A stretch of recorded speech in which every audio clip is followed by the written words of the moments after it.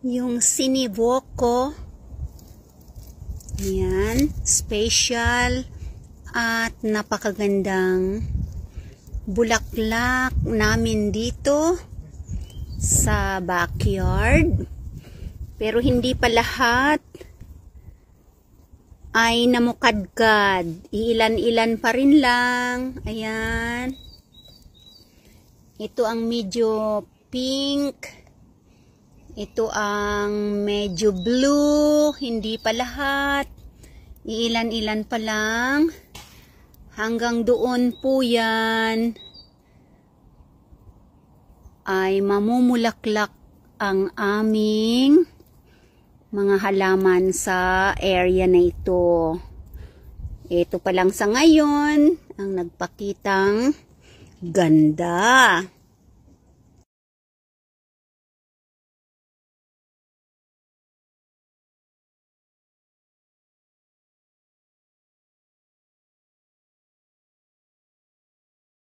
Why you are there? Your tie is okay. Ayusin natin yung tie mo, ha? May dumaan na pusa? May dumaan na pusa, ano?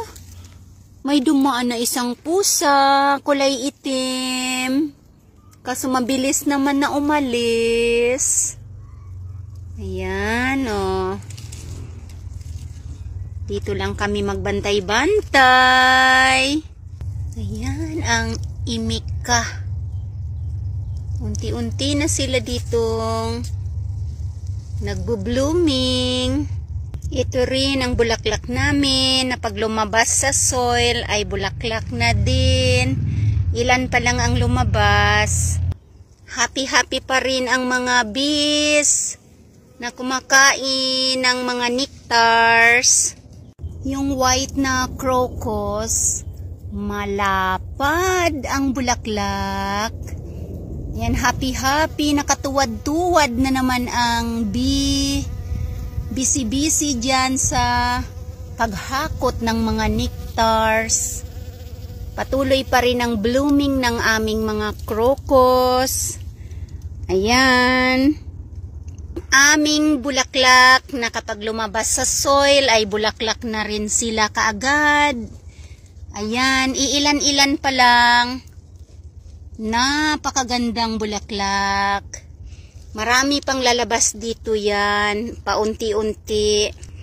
Ito rin ay unti-unti na rin na nagpapakita ng kanyang kagandahan. Ito, special na bulaklak namin yan. Sa summer, mamumulaklak na yan. Kasama pa rin ang mga crocus at tulips ay mga dahon pa lang. Hanggang doon, marami pang mga crocus. Dito sa bandang gitna, ayan, busy-busy rin ang mga bees. Ayan, malapit ng malaos ang mga crocus kasi mabilis lang ang bulaklak nito eh. At papalit na naman ang mga summer flowers namin. Ito naman ang Chirocanos. Ayan, oh. Napakagandang bulaklak. Ayan, oh. Parang mga, ano siya, bells. Ganda. Iilan-ilan pa rin lang. Lalabas din yan sila. At ang mga succulents namin dyan na parang carpet. Pagdating ng summer, marami ng mga bulaklak dito. Ayan o, may malalaking succulents na nakasurvive sa mahabang winter. Si Silver, doon nasa gilid.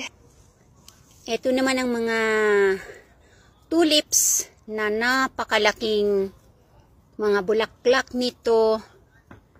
Ayan, mga dahon pa lang. Kalalabas-labas pa rin lang sa soil. Ayan. Pag namulaklak yan, napakaganda at napakalaking bulaklak. Mga bulaklak ang lalabas dyan. Dito naman banda ay ayan. Patapos na ang crocus. Naiwan na lang yung mga puti. Yung purples ay palaos na. Maikli lang kasi ang itatagal ng mga bulaklak. Pati itong lumikelo ay palaos na rin. Papalit na naman ang mga summer flowers. Silver. Pumasok na dito sa terrace. Kasi napagod na siya doon sa labas. Sa sunshine.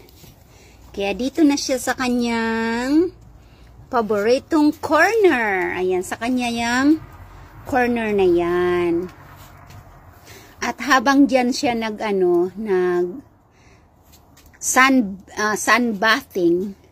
sunbathing, ayan. Nakatingin siya sa magandang bulaklak. O, diba, Silver? Diba? Nakatingin ikaw sa natin, siniboko, no? Yan. At busy sa pagbabantay ng pusa ng kapitbahay. At saka sa mga taong nagmo-moving. Napaka-alert niyan.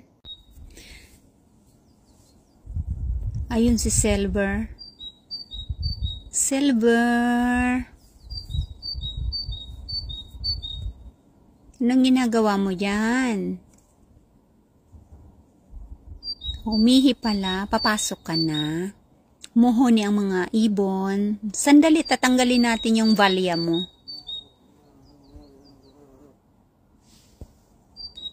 Ang mga ibon, masayang nag-o-opera dito sa backyard.